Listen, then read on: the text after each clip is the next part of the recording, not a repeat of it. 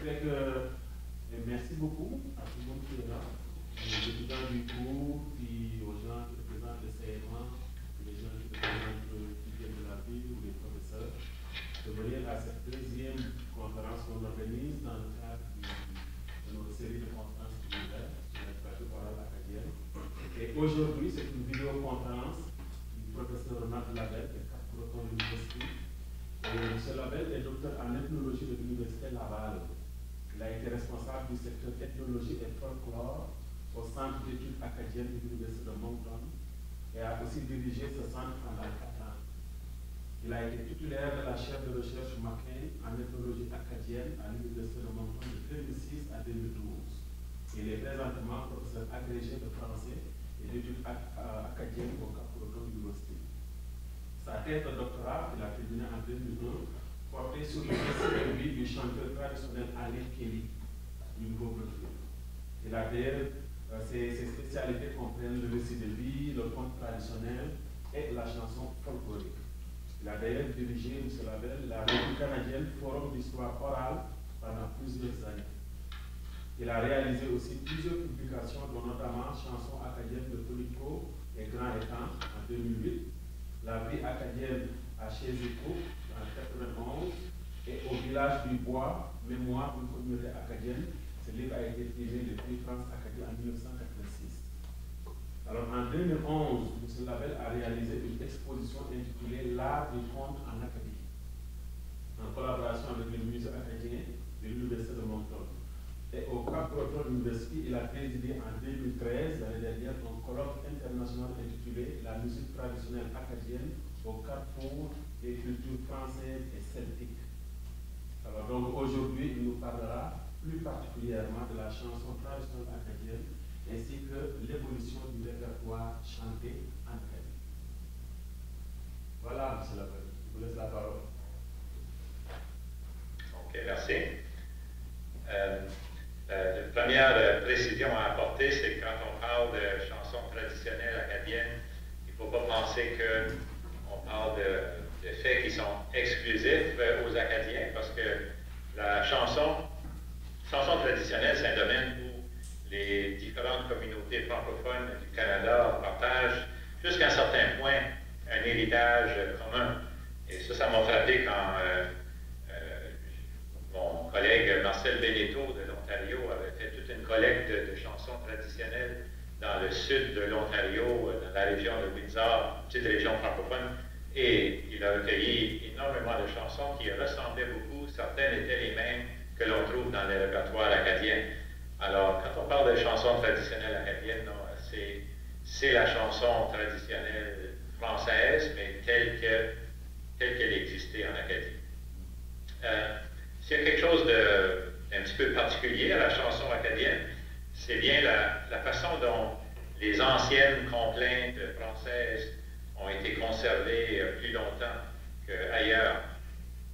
Puis souvent, on essaie d'expliquer ça en disant, c'est peut-être l'histoire tragique des Acadiens qui leur aurait donné un goût pour des chansons tristes, comme les complaintes. Mais je ne suis pas convaincu de cette explication-là.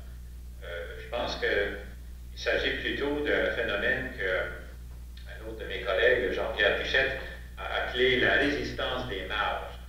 La résistance des marges, c'est que les populations qui vivent en marge du peuplement ont tendance à garder des faits culturels, à conserver des faits culturels qui sont remplacés par des nouveaux faits, des courants nouveaux dans les grands centres.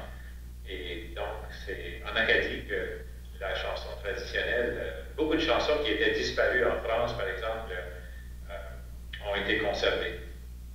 Alors, je vais présenter des exemples de chansons de tradition orale acadienne, en montrant comment ils ont évolué à partir de leurs racines en France, et en partie à cause de l'influence des peuples celtiques, des Écossais et des Irlandais qui se trouvent eux aussi dans les provinces maritimes.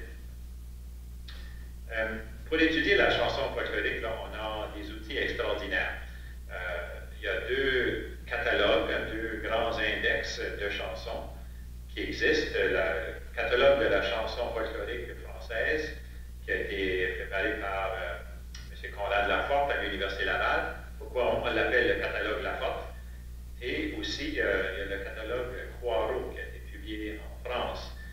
C'est deux listes assez exhaustives de chansons traditionnelles. Les deux se recoupent d'une certaine façon. Les deux se complètent, on pourrait dire. Et on a cette chance-là parce que les autres, les peuples, les gens d'autres langues n'ont pas de catalogue semblable. En anglais, il existe par exemple des ballad index, alors des listes de ballades, de complaintes, mais ça ne comprend pas toutes les chansons traditionnelles. Alors qu'en français, on a de ces catalogues-là. Et dans les catalogues, ce que les auteurs ont fait, c'est qu'ils ont regroupé ensemble, en donnant un titre commun à chaque chanson.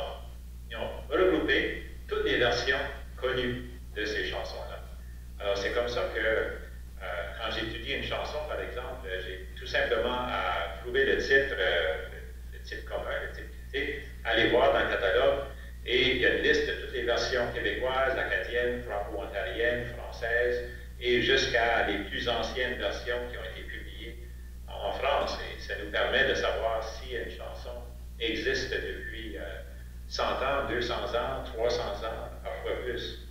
On a vraiment, et c'est ça qui rend fascinant l'étude de la chanson traditionnelle, c'est qu'on a les outils nécessaires pour vraiment creuser les chansons et connaître l'histoire. Et grâce à ces travaux-là, le catalogue, on sait que au moins 90% des chansons qui ont été relevées en français en Amérique du Nord sont originaires de la France. Puis le nombre de chansons, on n'a pas de chiffre exact, mais il y a au moins 3000 chansons différentes là, dans le répertoire. Et il y en a, disons, un bon 90% ou plus qui ont été amenés de la France. Alors, c'est vraiment un phénomène de conservation. Les chansons, la plupart ont été amenées au 17e siècle, d'autres sont arrivées plus récemment. Mais ça veut dire que nos ancêtres ont amené des milliers de chansons avec eux quand ils sont venus et les ont transmis de génération en génération. À part ça, bon, ça c'est les 90% d'origine française. Les autres sont surtout les compositions locales. Et les compositions locales, souvent c'est des complaintes, des fois c'est des chansons, des fois des petites chansons comiques que les gens ont composées en imitant, en empruntant des formes qui existaient déjà là, des formes françaises. Et il y a quelques traductions de chansons anglaises aussi. D'ailleurs, il y a une étudiante qui vient de terminer une thèse de maîtrise sur les chansons acadiennes qui ont été à l'origine des chansons traditionnelles anglaises traduites en français. Et il n'y en a pas beaucoup, mais c'est quand même un phénomène qui existe. Il y a par exemple une ballade américaine qui s'appelle Fair Florella, une chanson américaine du 19e siècle. En Acadie, ça s'appelle Le meurtre de Fleurella. Et Florella est devenue Fleurella. Et la chanson a tout simplement été traduite en français. Et on ne soupçonnerait même pas que c'est une chanson d'origine anglaise, d'origine américaine. De la même façon, il y a une vieille ballade anglaise qui s'appelle Lord Randall. Des ballades classiques là, de l'Angleterre. Ça a été traduit en français quelque part en Acadie. Et ici, on appelle ça le testament du garçon empoisonné. C'est l'histoire de Lord Randall. J'ai justement un enregistrement. On va écouter quelques extraits d'enregistrement, vu que la conférence ne permet pas d'écouter beaucoup de chansons au complet, parce que ça nous prendrait un bon 2-3 heures. Mais cette chanson-là, le testament du garçon empoisonné, a été enregistré de M. Alain Kelly, qui était un bon exemple d'un Acadien bilingue. Alain Kelly était originaire de Pointe-Sapin. Moi, je l'ai connu, j'ai fait beaucoup de recherches dans son répertoire de chansons. Alors, c'était un type moitié acadien, moitié irlandais. Et c'est justement des gens comme lui qui ont pu, vu qu'ils chantaient en français et en anglais, parfois, ils entendaient une chanson en anglais, puis ils trouvaient des paroles pour les chanter en français et les traduire. Alors, c'est un petit bout de Testament du garçon empoisonné.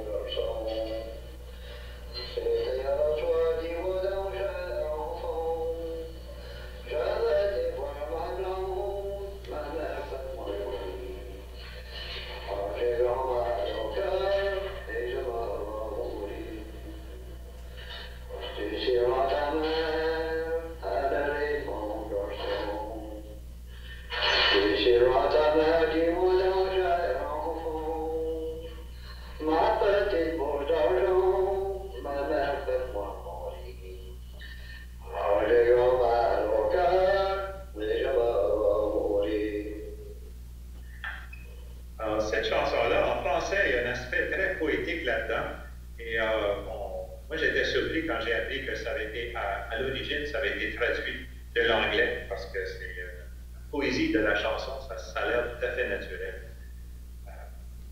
Il y en a peut-être, il existe une dizaine peut-être de chansons dans cette catégorie-là, des chansons préférées. La chanson en Acadie, comme je disais, conservation, c'est caractérisé par la conservation d'anciennes complaintes.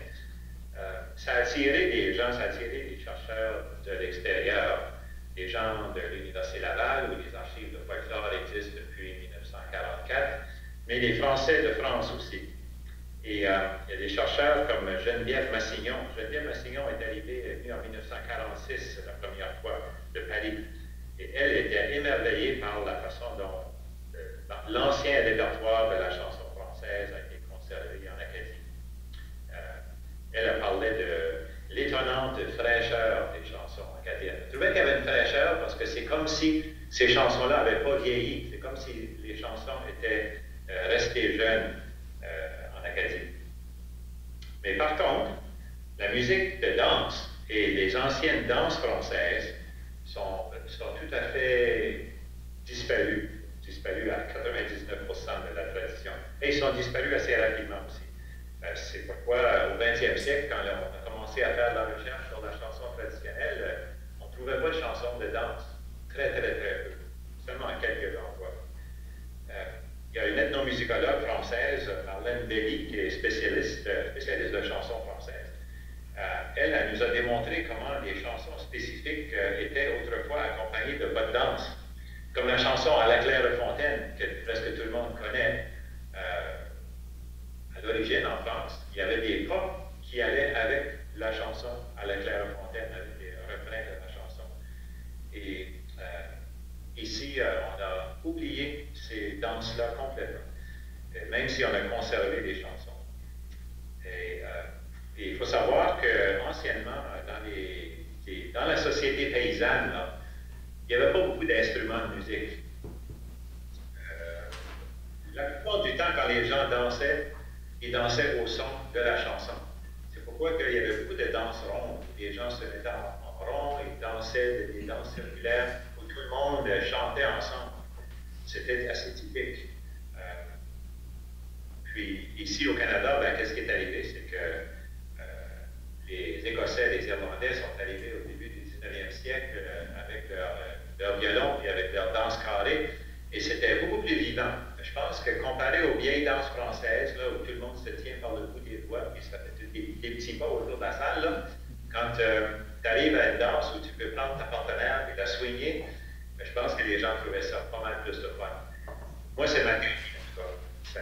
C'est mon explication pourquoi on a juste mis de côté les danses françaises et on les a remplacées par des gigs, des rilles, des danses carrées, des gavottes, des quadrilles d'origine irlandaise, écossaise. Et c'est comme ça que tout au long du 19e siècle, 20e siècle, la danse traditionnelle est accompagnée de pièces musicales qui viennent presque tous de répertoire écossais et irlandais. Mais quand même, on a laissé de côté les danses, mais on a continué à chanter des chansons. Alors, je vais donner quelques chansons qui vont donner des exemples de chansons qui montrent comment cette espèce de syncrétisme est arrivé, des traditions musicales françaises et des traditions musicales d'origine celtique, là, comment ça s'est fait en Acadie. C'est un petit peu ça qui m'a donné l'idée d'organiser un colloque qui a eu lieu au mois d'octobre en 2013 sur le carrefour acadien et celtique, on a appelé ça, un colloque où on a examiné les rapports entre la musique acadienne et la musique celtique. Pour revenir aux grandes complaintes françaises, là, quand Geneviève Massignon est venue en Acadie la première fois en 1946, dans le fond, son but principal, c'était pas d'étudier la chanson. Elle était linguiste surtout, et elle voulait étudier les parlers régionaux. Donc, elle voulait faire le tour de l'Acadie, puis recueillir les expressions régionales un peu partout. Mais elle était tellement impressionnée par ce qu'elle appelait les grandes chansons, ces grandes complaintes contraintes historiques et tragiques, héroïques, qui existaient en Acadie, qui avaient été maintenues, qu'elle a décidé de rédiger une deuxième thèse de doctorat, parce que sa première thèse de doctorat était sur la langue en Acadie, mais sa deuxième thèse de doctorat, c'est sur la chanson. Et ça a finalement été publié après sa mort, avec le titre « Trésor de la chanson populaire française », autour de 50 chansons recueillies en Acadie. Et ça, je trouve ça significatif que le titre du livre qui présente les chansons que Geneviève Massignon a recueillies en Acadie, elle a choisi comme titre « Trésor de la chanson populaire française ». Il y a une fameuse photo de Geneviève Massignon. Je ne sais pas si vous pouvez le voir à l'écran, c'est assez petit, mais c'est une photo qui a été prise d'elle au Madawaska quand elle faisait ses enquêtes et elle se promenait en bicyclette. Elle avait fait des enquêtes sur la langue dans l'ouest de la France en se promenant en bicyclette d'un village à l'autre. Elle a décidé de faire la même chose en Acadie, sauf qu'ici, les distances sont plus grandes. Et puis, dans la photo, ça a été pris, apparemment, ça a été pris au mois de novembre au Madawaska. Et vous voyez, c'est déjà la neige. Elle a tous ses bagages sur sa bicyclette et elle se promenait comme ça d'une place à l'autre. C'était vraiment une chercheuse qui était vraiment terminée, là, même si elle n'avait pas beaucoup de moyens. Et il y a une des grandes chansons qu'elle a fait, là, qui avait survécu dans la tradition acadienne, c'est la complainte de la Blanche Biche. Et la complainte de la Blanche Biche, ben, ça nous ramène aux récits, des récits merveilleux du Moyen Âge. C'est une chanson qui est originaire du Moyen Âge. Et puis, il y a une ethnologue, Francine Reeves, qui étudie cette chanson-là depuis des années pour essayer de savoir toute l'histoire de la chanson, la complainte de la Blanche Biche. A vraiment une longue histoire parce que c'est relié à une légende du Moyen Âge. Alors, je vais juste vous faire entendre le début de cette complainte-là.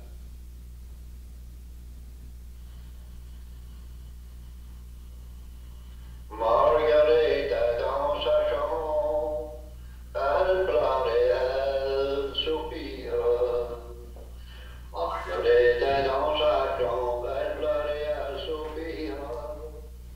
Sa mère s'en va la voir, au cas du Marguerite. Sa mère s'en va la voir, au cas du Marguerite. Oh, je peux bien pleurer, oh, quand j'ai le cœur triste. Oh, je peux bien pleurer, oh, quand j'ai le cœur triste. Le jour je suis dit, la nuit dans blanche biche. Le jour je suis dit, la nuit dans blanche biche. Yo, les chiens du château, toute la soirée me poursuivre. Alors, la chanson parle de cette fille qui est transformée de façon magique la nuit en blanche biche, c'est-à-dire la femelle du chevreuil, et qui se fait chasser pendant la nuit. Vraiment une chanson mystérieuse. Il y a tout un mystère à la base de ça. Comme je disais, ça remonte à une légende du Moyen Âge. Il y en a beaucoup de ces complaintes-là que l'on trouve surtout en Acadie. On en trouve un petit peu au Québec aussi. Mais les chercheurs, c'est une des raisons pourquoi que les chercheurs sont venus de la France, par exemple, parce qu'en France, ça n'existe plus, c'est disparu de la tradition orale. Là, on a entendu encore M. Alain Kelly. Alain Kelly avait un répertoire d'à peu près 300 chansons de langue française et une centaine de chansons anglaises. Et il était, je ne dirais pas que c'était typique là, mais ce qui était typique chez lui, c'est que ces chansons, il les avait tous dans la tête. Il n'a jamais écrit les paroles de ces chansons. Il les a retenues de mémoire. Il avait vraiment développé la mémoire. Comme c'était à son époque, là, lui est né en 1903. Il a appris ses chansons surtout en travaillant dans le bois, dans romancier forestier. Et comme il disait, il entendait une chanson, il suffisait qu'il l'entendait 2 fois. Il l'entendait une fois, il essayait de la passer dans sa tête, il l'entendait une 2e fois, et il l'avait là, il l'avait dans la mémoire, c'était enregistré, et il pouvait la chanter, même si c'était une langue complète. Alors, ces chanteurs-là, on peut dire qu'ils cultivaient vraiment leur mémoire pour maintenir les chansons. Et quand je dis qu'ils connaissaient 300 chansons, c'est pas toutes des complètes. Il y avait des petites chansons comiques, des petites chansons qui étaient rythmées ou qu'on chantait en tapant du pied, un petit peu de tout. Il y a vraiment une grande diversité dans le répertoire de la chanson. Et ce qui est tout à fait typique de la chanson de tradition française, c'est ce qu'on appelle la chanson en laisse. Alors, laisse, comme L-A-I-S-S-E, la laisse, c'est une forme poétique formée d'une série de vers. Alors, chaque ligne de la chanson est indépendante. Chaque vers de la chanson a le même nombre de syllabes, le même nombre de pieds, et une même rime à la fin. Et au milieu de ça, on peut mettre un refrain. Et la plupart des chansons en laisse ont des refrains. Puis le refrain, ça peut varier énormément parce que le refrain n'a pas besoin d'avoir la même longueur que les vers de la chanson. Et ça n'a même pas besoin d'avoir la même mélodie. C'est pourquoi que ça peut varier à l'infini. Alors, c'est pour prendre l'exemple de la chanson Les Trois Beaux Canards, qui est très bien connue. C'est une chanson en laisse où les vers de la chanson, derrière chez nous, il y a un étang, 3 beaux canards s'en vont baignant, le fils du roi s'en va chassant. Ben, chaque vers, il y a 8 pieds, 8 syllabes, et il y a toujours le 1 à la fin. C'est régulier comme ça. Toutes les chansons en laisse, elles sont faites comme ça. La rime peut changer. Ça peut être plus long, ça peut être 10 pieds, 12, 14, mais dans chaque cas, il faut que chaque vers ait toujours la même longueur. Et c'est ce qui fait que si on prend, comme derrière chez nous, il y a un étang, il y a 8 syllabes dans chaque vers, on peut prendre une autre chanson en laisse qui a aussi 8 syllabes, et on peut coller la même mélodie, parce que la mélodie, dans le fond, est associée à une longueur. La longueur mélodique, c'est selon le nombre de syllabes qu'on a dans notre chanson, dans les paroles de la chanson. Alors, n'importe quelle chanson qui a les mêmes formes de vers, utiliser la même mélodie. Alors, les mêmes mélodies peuvent aller d'une chanson à l'autre, et on peut même échanger le refrain d'une chanson à l'autre. Je pense que la meilleure façon de comprendre ça, c'est de voir des exemples de ça. Une des chansons qu'on a étudiées, c'est « Mon père a fait bâtir une maison ». Et là encore, mon père a fait bâtir une maison, il a fait bâtir sur 3 pignons. Et là encore, on a 8 syllabes par vers, sauf que la rime à la fin, c'est « on ».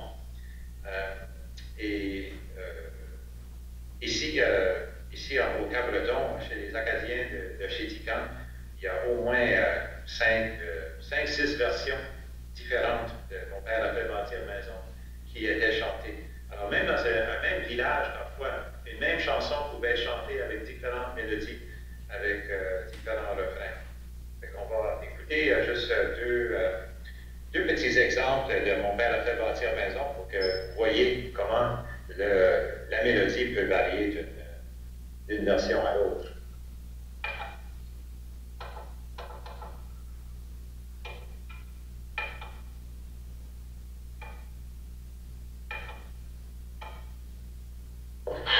Mon père a fait bâtir maison sur un gaiement, l'a fait bâtir sur 3 pignons tout le long de la rivière. Mais je dis quoi, puis sans les hier, soit vous m'attendez guère, et tu n'auras pas de ma tabatière, tu n'auras pas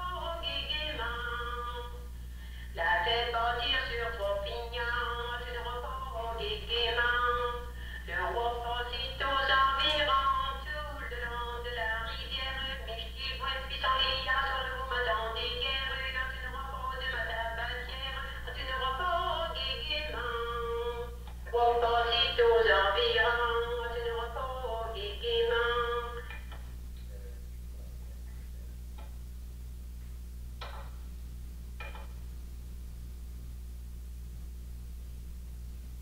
Mon père m'a fait partir maintenant, je me dis que tu mon violent. Mon père m'a fait partir maintenant, je me dis que tu mon violent. Je me dis que je me dis que tu mon violent. C'est trop la porte qui l'apprend, je me dis que tu mon violent. C'est trop la porte qui l'apprend, je me dis que tu mon violent. Je me dis que tu mon violent. Je me dis que tu mon violent. Alors là, on voit, la première version, c'était chanté par Mario Aucoin de chez Tika. Et la deuxième version, qui vient des îles de la Madeleine, je pense, encore une fois, c'est Mon père a fait bâtir maison, mais avec un refrain complètement différent et pas le même air non plus. Comme je disais, on peut échanger les refrains, un refrain peut aller d'une chanson à l'autre. Écoutons une partie de la chanson La Belle au Jardin, chantée par une dame de l'île du Prince-Édouard, c'est pas Mon père a fait bâtir maison, mais il y a le même refrain que dans la version qu'on vient d'entendre. Là. Je mets des cordes sur mon violon.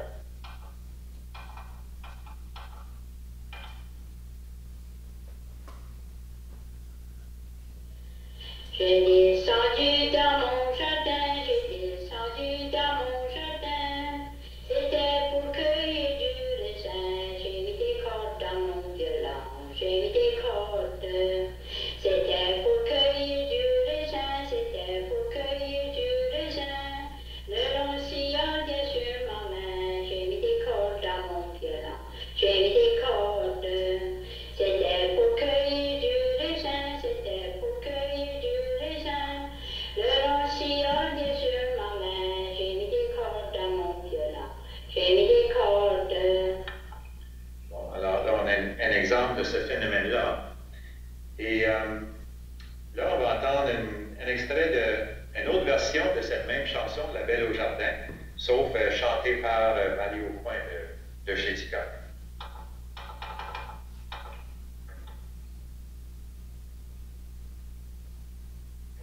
Je me suis levée de bon matin, je me suis levée de bon matin.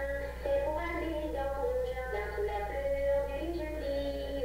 Ceux-là qui ont des serviteurs, il y en a souvent qui allument ma lune. C'est pour aller dans mon jardin, c'est pour aller dans mon jardin. Pour recueillir le bon matin sous la fleur du jeudi. Ceux-là qui ont des serviteurs, il y en a souvent qui allument ma lune. Marie Aucoin, elle-même connaissait au moins 4 versions différentes de Mon père a fait bâtir maison. C'est la seule fois que j'ai vu un même chanteur qui connaissait plusieurs versions différentes de la même chanson. Parce qu'ordinairement, chacun a sa propre version et il va juste chanter une version de chaque chanson. Puis vous avez remarqué aussi que les refrains peuvent être assez longs. Puis on est bien habitué à ça avec ce qu'on appelle les chansons à répondre, parce que les chansons à l'Est, en général, surtout au Québec, là, les gens appellent ça des chansons à répondre. Il y a un refrain quand on a un long refrain, souvent, ça aide le chanteur, pendant qu'il chante son refrain, il pense à qu'est-ce qui s'en vient. Et là, il peut retrouver dans sa mémoire le prochain vers de la chanson. Au Québec, on appelait les chansons à l'Est des chansons à répondre parce que c'est devenu, dans les soirées sociales, à un moment donné, c'était très courant que tout le monde embarque quand on chante une chanson avec un refrain. Le refrain est répété par tout le monde dans la salle. Mais ça, c'est peut-être une mode qui est apparue vers le début du 20e siècle, parce qu'en Acadie, on ne trouve pas tellement, avec les vieux chanteurs acadiens, dans les chansons à répondre, c'était pas comme ça que c'était chanté. Chacun avait sa chanson, puis en général, les gens n'accompagnaient pas, les gens ne répétaient pas le refrain. C'est vraiment un phénomène, une pratique qui s'est pas mal généralisée au Québec, là, vers peut-être la fin du 19e, début 20e siècle. Il y a les chansons qu'on a entendues jusqu'à date, la plupart sont probablement des chansons avec lesquelles vous n'êtes pas très très familier. Et c'est qu'il y a des chansons traditionnelles qui sont encore bien connues, mais c'est très peu comparé aux milliers de formes que prenaient les chansons dans la tradition orale. Et souvent aussi, il y a seulement une version de chaque chanson qui est connue aujourd'hui. Comme si on prend l'exemple à la Clairefontaine, ben, il y a une version avec le refrain il y a longtemps que je t'aime, jamais je ne t'oublierai. Tout le monde connaît cette version-là. Pourtant, à la Clairefontaine était chantée anciennement avec toutes sortes de refrains différents. Et ce qui est arrivé, je pense, avec le déclin de la chanson, de la transmission de la chanson traditionnelle, c'est que les gens avaient quand même des livres qui présentaient des chansons comme ce vieux livre classique ici, là, chanson populaire du Canada. La première version de ça, la première édition est sortie en 1865. L'édition que j'ai, moi, ici, c'est de 1955. C'est un livre qui a été publié à Montréal et puis réimprimé, réédité à maintes reprises. Et on trouve là-dedans des chansons comme À la Clairefontaine, En roulant plein de chansons qui sont des chansons que tout le monde connaît aujourd'hui. Ils ont été publiés là-dedans, ils ont été apprises, et après ça, ils ont été republiés dans d'autres livres. Dans les années 1960-70, au Québec, il y avait Hélène Baillargeon qui a publié ce petit livre-ci, Vive la Canadienne, publié aux Éditions du Jour à Montréal. Cette édition qui était publiée, des milliers de copies de ce petit livre-là ont circulé. Encore une fois, beaucoup des mêmes chansons que l'on trouve dans les chansons populaires du Canada. Alors, les gens les ont souvent appris par des livres comme ça. Et je dirais que c'est la raison pourquoi aujourd'hui, il y a encore des chansons qui sont connues, mais il y en a peu. Il y en a assez peu qui sont connues aujourd'hui. Voilà, peut-être juste pour illustrer ça, la chanson, je disais, À la Clairefontaine, tout le monde connaît la même version, mais je vais vous donner un exemple d'une version assez différente, une version chantée par une dame de l'île du Prince-Édouard.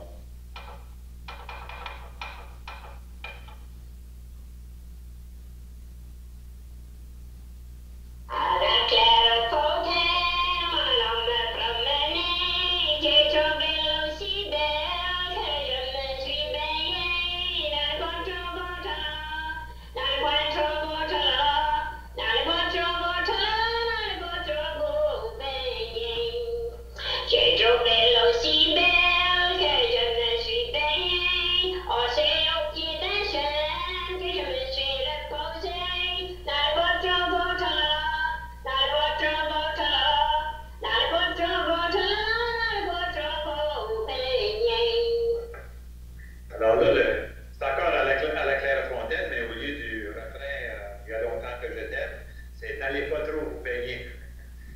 Un air, une mélodie complètement différente. Et donc, il y avait ces livres-là qui circulaient. Il y avait La Bonne Chanson aussi au Québec, l'abbé Garbois qui a publié La Bonne Chanson, où il avait fait une sélection de chansons qu'il jugeait assez bonnes, parce que la bonne chanson, il ne fallait pas que ce soit des chansons grivoises ou des chansons cochonnes, comme on dit. Il fallait que ce soit des chansons acceptables pour tout le monde. Et dans les livres à la bonne chanson ont circulé dans les écoles, au Québec, un petit peu en Acadie aussi. Et il y a d'autres chansons qui ont été apprises à travers ces livres-là. Ensuite, ici en Acadie, Père Anselme Chiasson a publié des chansons d'Acadie. À partir de 1942, les premiers recueils de chansons d'Acadie ont sorti en 1942-1943. Et beaucoup des chansons acadiennes qui sont connues aujourd'hui, qui sont toujours chantées, la raison pourquoi les gens les connaissent, c'est parce qu'ils avaient été publiés dans ces ouvrages-là. Et même dans le premier recueil, en 1942, on trouve la fameuse chanson « Partons, la mer est belle ». « Partons, la mer est belle », c'est quasiment l'hymne national de l'Acadie. Partout, chaque fois qu'il y a des rassemblements d'Acadiens, même ici à Sydney, quand les Acadiens se rencontrent, on a un groupe qui en parle là une fois par mois, puis il fait une sorte de guitare guitare, ils se mettent à chanter. À la fin de la soirée, Partons la mer est belle, c'est la dernière chanson pour finir la soirée. Pareil comme quand j'étais à Moncton. C'est vraiment la chanson auquel les Acadiens s'identifient. Puis je pense qu'elle est connue, dans le fond, si elle est si bien connue, c'est parce que ça a été publié dans les livres de chansons d'Acadie. Elle enseigne, Père Daniel. Il y a d'autres chansons qu'on connaît aujourd'hui grâce à des chansonniers qui les ont rendues célèbres. Je pense à La jardinière du couvent, une chanson qui était publiée dans les cahiers des chansons d'Acadie, mais le groupe 1755, à un moment donné, l'a appris, l'a endisqué, l'a chanté en concert, et La jardinière du couvent est bien connue aujourd'hui grâce à un groupe populaire, 1755. La chanteuse Edith Butler a réussi à rendre certaines chansons populaires. La chanson Le Premier Doux, par exemple, une chanson qu'Edith Butler avait trouvée dans les cahiers des chansons d'Acadie. Elle l'a mis sur disque, elle la chantait dans ses concerts. Et le Premier Doux est bien connu. Bien des gens la chantent aujourd'hui après l'avoir appris d'Edith Butler. Mais ce qu'on ne sait pas toujours, c'est qu'Edith Butler, elle, l'avait trouvé dans les cahiers des chansons d'Acadie.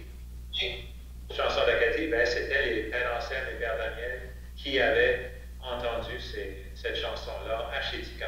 Alors, tout revient au Cap-Breton, dans le fond. Quand on cherche l'origine des chansons, beaucoup des chansons acadiennes connues viennent des cahiers des chansons d'Acadie, qui sont principalement composées de chansons acadiennes qui étaient des versions de chansons chantées au Cap-Breton.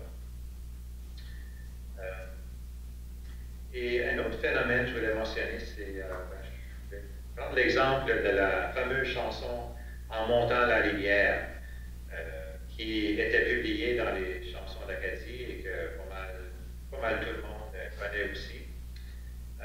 Mais je voulais mentionner cette chanson-là pour dire que parfois, quand on publie une chanson dans un livre et les gens l'apprennent dans le livre, ça ne va pas nécessairement ça ne va pas circuler dans la même forme que la chanson avait à l'origine. C'est que, dans ce cas-là, le père Daniel Boudreau, qui écrivait les mélodies de chansons, les chansons d'Acadie, lui aimait beaucoup des chansons chantées très lentes, il aimait beaucoup des chansons très douces, très lentes, et il a ajusté les chansons en conséquence. Alors c'est pourquoi tout le monde connaît cette chanson-là et les chorales qui la chantent, de façon qu'on est habitué à y penser, c'est dans le mois de mai, en montant la rivière, c'est dans le mois de mai, les filles sont belles. C'est une chanson très lente. Et dans le fond, dans la tradition orale, la chanson n'était pas nécessairement chantée comme ça. C'est un exemple, parce que beaucoup de chansons, traditionnellement, étaient chantées d'une façon beaucoup plus rythmée.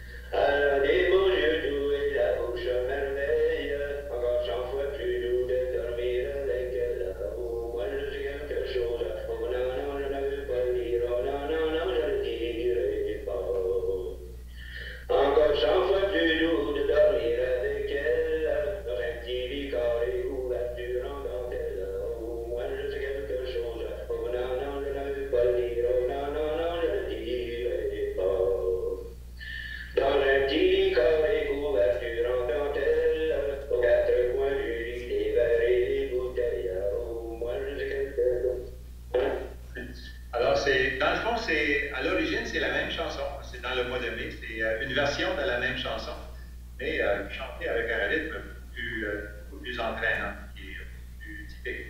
Et on se rend compte de ça. Présentement, on est en train d'enregistrer le répertoire d'un homme de Chéticamp, un type qui est âgé de 73 ans et qui venait d'une famille dont sa mère était une très bonne chanteuse, ses oncles aussi. Et on est en train d'enregistrer son répertoire de chansons. Il y a toujours un swing, toujours un rythme dans sa chanson que l'on ne trouve pas toujours dans les versions qui ont été adaptées pour des chorales, par exemple, parce que il faut savoir non seulement la mélodie et les paroles de la chanson, mais il faut savoir quel rythme donner à une chanson traditionnelle aussi. C'est pourquoi les enregistrements des archives sont si précieux, parce que là, on a des enregistrements authentiques, énormément dans les archives du Centre d'études acadiennes à Moncton et d'autres endroits comme ici à l'Université du Cabreton et à l'Université Laval, on a des très bonnes des collections très larges. Je vous donne des exemples de toutes les chansons telles qu'elles étaient chantées à l'origine. Juste pour faire une petite remarque sur les... Il ne reste pas beaucoup de temps, mais sur les chants de danse, comme j'ai dit, les chansons accompagnées de danse étaient très rare. Mais à quelques endroits, comme à Chéticamp, au Cabreton et à Pobnico, dans le sud de la Nouvelle-Écosse, on a relevé, on a enregistré des chansons qui accompagnaient des danses. Et il y en a une qui s'appelle Le Nid du Lièvre, qui était enregistrée à Pobnico, en Nouvelle-Écosse. Alors, on va juste là.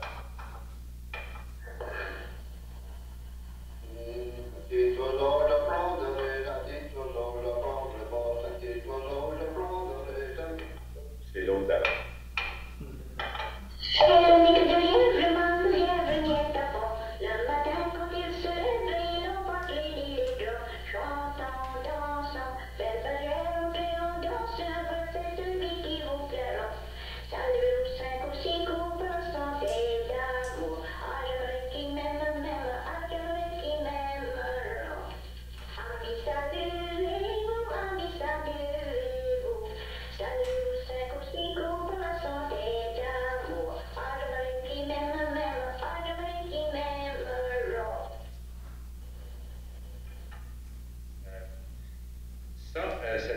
Cette chanson-là, Le Nid du Lièvre, c'est intéressant.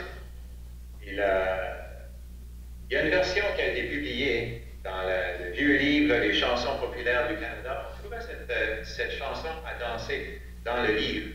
Mais il y a une petite différence dans les paroles. C'est que la madame de Pobnico, quand elle invite les femmes à entrer dans la danse et à saluer un homme de son choix et à embrasser, elle dit « Embrassez celui qui vous plaira ». Dans la version publiée, on n'a pas dit « Embrassez celui qui vous plaira », on dit seulement « Saluer celui qui vous plaira ». Alors, c'est subtil là, mais ça montre comment il y a eu une sorte de censure.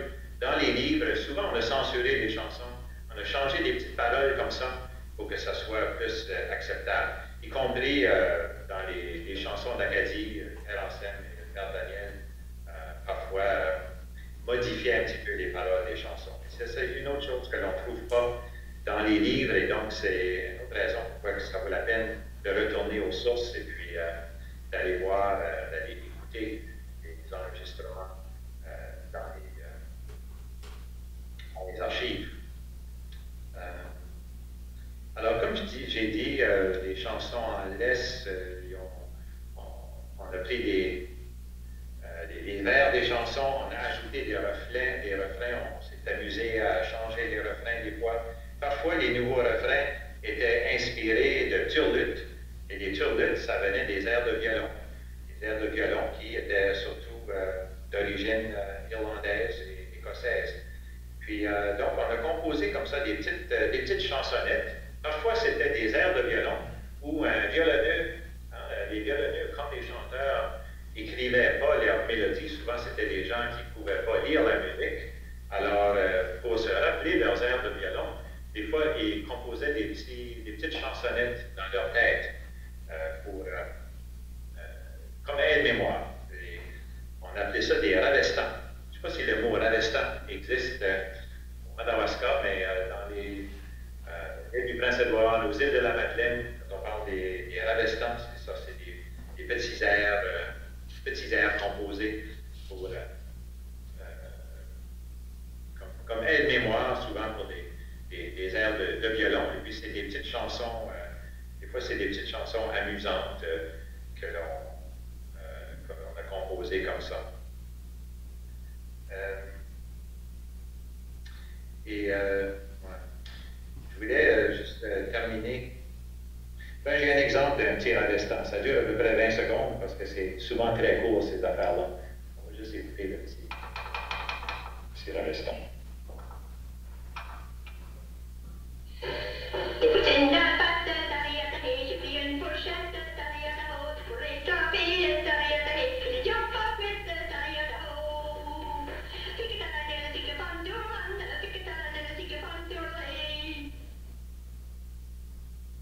Alors ça, c'est typique d'un ravestant. Ça commence avec des paroles, ça finit avec une turlute.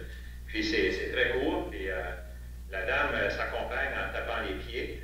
Puis sans doute, c'est un petit air, des petites paroles en des poutines dans le pot, les patates sont cuites. C'est un air qu'on a composé juste pour se rappeler, c'est un air de violon. Et d'ailleurs, il y a une chanteuse acadienne, Tess Leblanc, qui s'est inspirée, qui a entendu ça, qui est tombée en amour avec cette petite chanson-là, qui a composé tout un arrangement musical à partir de petits ravestants, des poutines dans le pot. Puis je vais juste terminer peut-être avec une petite réflexion sur la survie de la tradition, parce que dans certaines régions, comme je dirais au Cap-Breton, surtout dans la région de Chéticamp, Saint-Joseph-du-Moine, la côte ouest du Cap-Breton, l'île du Prince-Édouard aussi, c'est des régions où la musique traditionnelle n'a jamais arrêté à être transmise d'une génération à l'autre. Au Nouveau-Brunswick, on dirait que c'était plus difficile, surtout dans le nord du Nouveau-Brunswick. Anciennement, il y avait des excellents chanteurs, des gens qui avaient des grands répertoires de chansons. Mais ça a une raison. Peut-être que c'est les insulaires, dans le fond, qui ont mieux conservé la musique traditionnelle. Parce que si on cherche connaître la musique traditionnelle acadienne et celtique dans les maritimes, où on va, c'est le Cap-Breton, c'est l'île du Prince-Édouard, les îles de la Madeleine. Ces trois régions-là sont peut-être les régions les plus fortes en termes de tradition musicale. Et c'est pas un hasard que c'est des îles. Parce que le Cap-Breton, on est tout près de la terre ferme, mais c'est très insulaire, comme l'île du Prince-Édouard et comme les îles de la Madeleine. Ailleurs, peut-être que, disons que d'une génération à l'autre, dans le nord du Nouveau-Brunswick, y compris au Madawaska, je trouve que c'est pas aussi dynamique comme conservation de transmission orale. Mais il y a toujours l'exception qui confirme la règle. Et au Madawaska, je vais juste terminer avec le dernier extrait de chanson qu'on va entendre. Il y a une dame qui s'appelle Rachel Ouellet, qui venait d'une famille où, dans sa famille, les gens chantaient beaucoup. Et elle a retenu des chansons de ses parents. Et puis, quelques années passées, elle a mené un atelier de chansons organisé par les archives acadiennes de l'Université du Maine à Fort Kent. Et elle a enregistré beaucoup de des chansons qu'elle avait apprises. Et en entendant ça, je me dis, wow, c'est vraiment, on a Rachel Ouellet, les versions de chansons qu'elle connaît sont souvent différentes de toutes les versions qu'on connaît d'ailleurs. Et c'est parce que c'est de la tradition authentique, ça vient de sa famille. Et sans doute, c'est des chansons qui étaient transmises d'une génération à l'autre dans la famille Ouellet. Il y a une petite chanson énumérative qu'elle chantait. Et je vais juste vous faire entendre, si ça fonctionne, le début de cette chanson-là. Ils disent que j'en aime, j'aime la douzaine. Ils disent que j'en aime, j'aime la douzaine.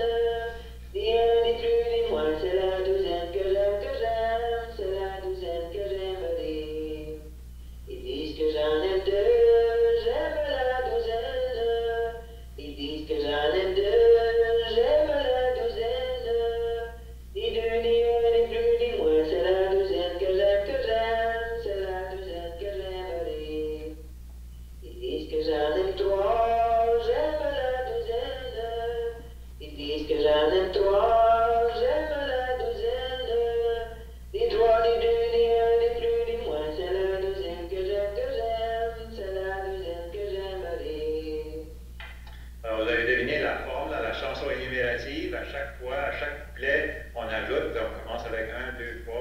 Et j'aime la douzaine, ça va aller jusqu'à 12, et puis rendu à 10, 11, 12, ben là, c'est ni 1, ni 2, ni 3, ni 4, ni 5, ni 7, ni 8, ni 7, jusqu'à 12. C'est un beau petit air, une très belle petite chanson énumérative que j'ai jamais entendue ailleurs. Et Rachel Ouellette, d'ailleurs, dans son répertoire, il y a une version de la fameuse verseuse La Poulette est grise. Et sa version est différente. Pas le même air qu'on est habitué d'entendre. Alors, c'est plein de chansons comme ça, qui dans des belles mélodies qui sont vraiment, qui ont une originalité, qui ont, comme Geneviève Massillon disait, une étonnante fraîcheur, parce qu'il y a toujours une fraîcheur quand on regarde la tradition vivante. Il y a des milliers de pièces musicales qui sont dans les archives, qui attendent que les musiciens les fassent revivre. Puis souvent, je me demande pourquoi il n'y en a pas plus de musiciens, justement, qui profitent de la richesse musicale que l'on a en Acadie pour faire revivre la chanson. Je ne sais pas si vous avez des idées là-dessus, ou si ça vous a amené à vous poser des questions. Mais, si on a du temps de venir, on discute un peu. Merci beaucoup. C'est la belle. Merci pour cette très intéressante tour historique là, de la chanson acadienne. Personnellement, j'en ai appris beaucoup là, que je ne connaissais pas. Merci. J'ai essayé de voir, j'ai identifié quelques similitudes avec d'autres aires culturelles, mais on va en parler probablement plus tard. Pour l'instant, je vais laisser la parole à la salle si vous avez des questions, interventions, contributions. On a un musicien dans la salle. Vous avez mentionné qu'il y avait des chansons qui sont traduites de l'anglais, qui sont quand même fluides et poétiques en français. Donc, s'ils sont traduites, jusqu'à quel point elles sont fidèles à la version originale anglaise? Ou est-ce que c'est simplement la mélodie, ou bien est-ce que l'essence de la chanson est gardée aussi? Oui, des fois, la mélodie n'est pas toujours pareille comme en anglais. Et puis, il y a des gens qui ont... parce que la poésie se traduit pas facilement. Alors, parfois, ça diffère sensiblement de la version originale anglaise. Dans le fond, on reconnaît que c'est une traduction à cause que c'est vraiment la même histoire. Et c'est là qu'on voit que c'est une traduction. Est-ce que l'inverse existe? Des chansons françaises traduites en anglais? J'ai pas compris. Est-ce que l'inverse existe? C'est-à-dire des chansons françaises, acadiennes ou québécoises, traduites à l'anglais?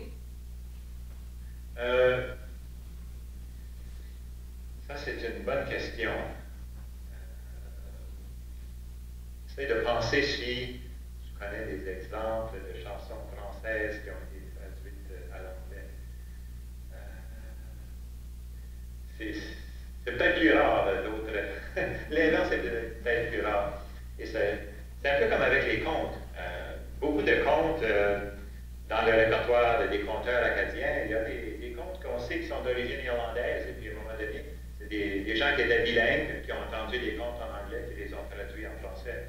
Et dans le passé, les gens qui étaient bilingues, dans le fond, c'était surtout des francophones. Alors peut-être c'est la raison pourquoi les chansons ont été traduites du français, plus de l'anglais au français.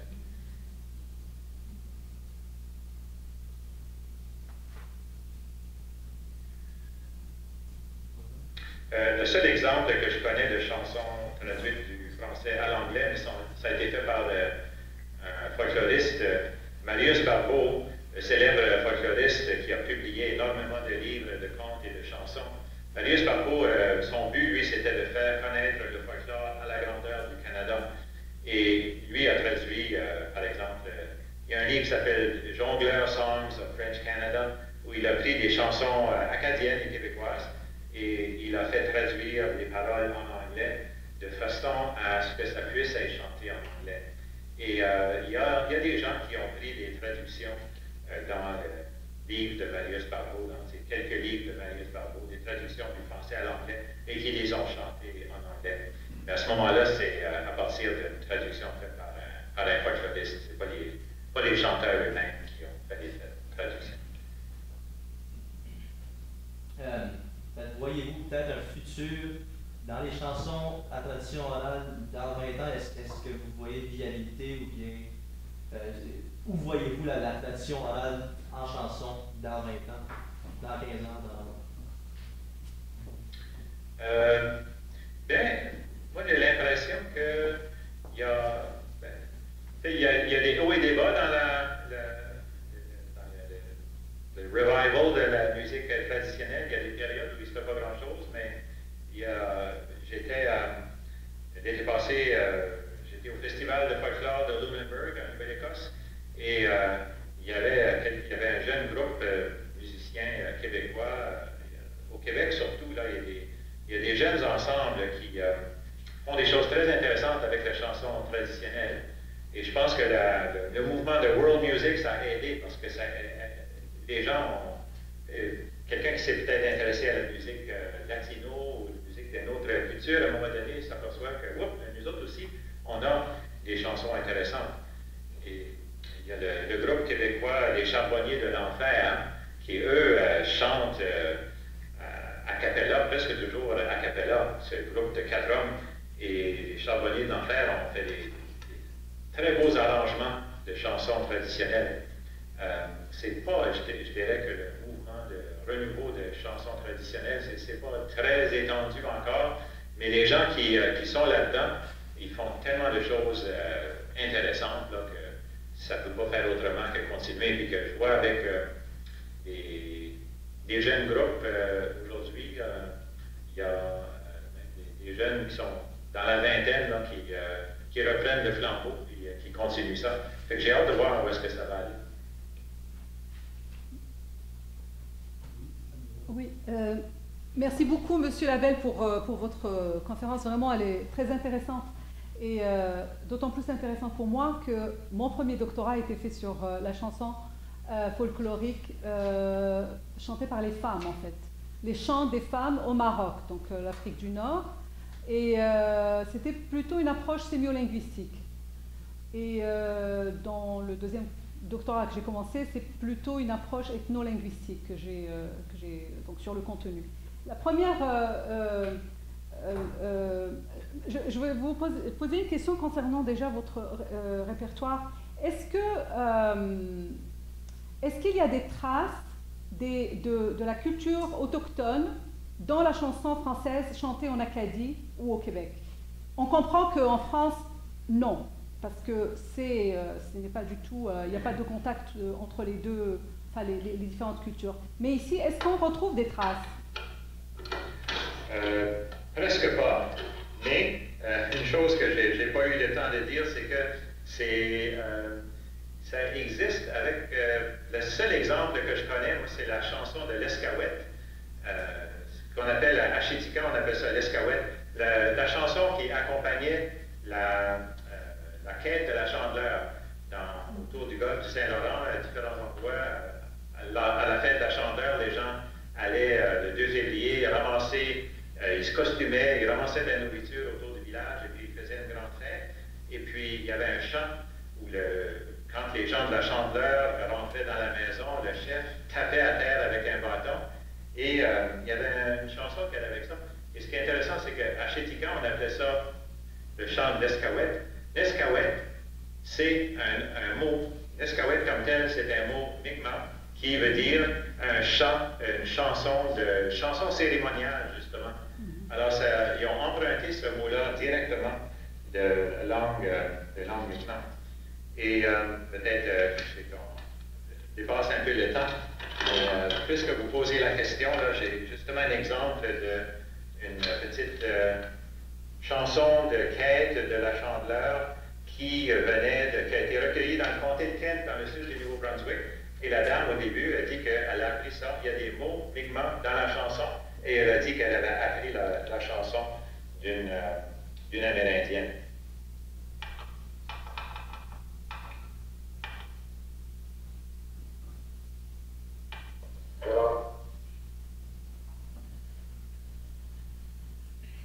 Puis,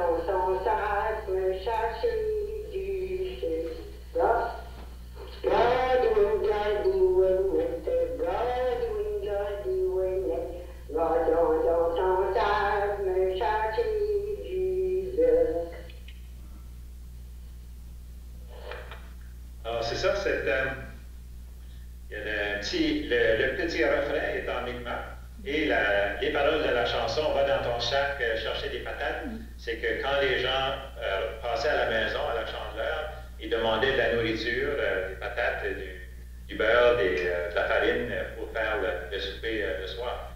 Et le fait qu'au Nouveau-Brunswick, on n'appelle pas le chant Escawet, mais à Chéticam, on l'appelle Escawet, qui est le mot Mi'kmaq qui veut dire chanson cérémoniale. Alors, là, on sait qu'il y a au moins un exemple d'influence amérindienne. Merci beaucoup.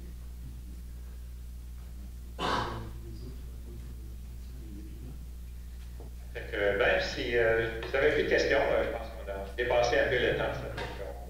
On va terminer avec ça. Puis, il y a une dernière question. Oui, moi, c'est plutôt à titre informatif que j'interviens ici, puisque vous avez dit tantôt que vous avez l'intention de venir au Congrès mondial acadien cette année. Je vous dis que vous allez être sûrement intéressé par certaines de nos activités qui touchent justement à la chanson traditionnelle. Il y a le festival de musique traditionnelle de Jeune Archet qui va se dérouler à Le Jeune au Témiscouata du 22 au 24 août. Il y a également aussi un festival du côté, attendez une petite minute, le festival Oats and Barley, festivité traditionnelle acadienne du bon vieux temps à Van Buren du 10 au 11 août. Et il y a également des jamborees de violoneux à Fort Ken et à Saint-Hilaire, Nouveau-Brunswick. Donc, vous allez avoir quelque chose à étudier à ce niveau-là. Voilà. Merci pour l'information. Je n'étais pas au courant de tout ça. Puis, j'ai hâte de voir ça parce que le congrès mondial au Madawaska, là, ça va avoir un impact là, qui va durer. C'est certain. Oui, c'est sûr.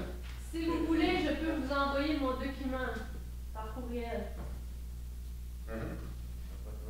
Ouais, j'aimerais bien ça. OK. Merci beaucoup, M. Labelle.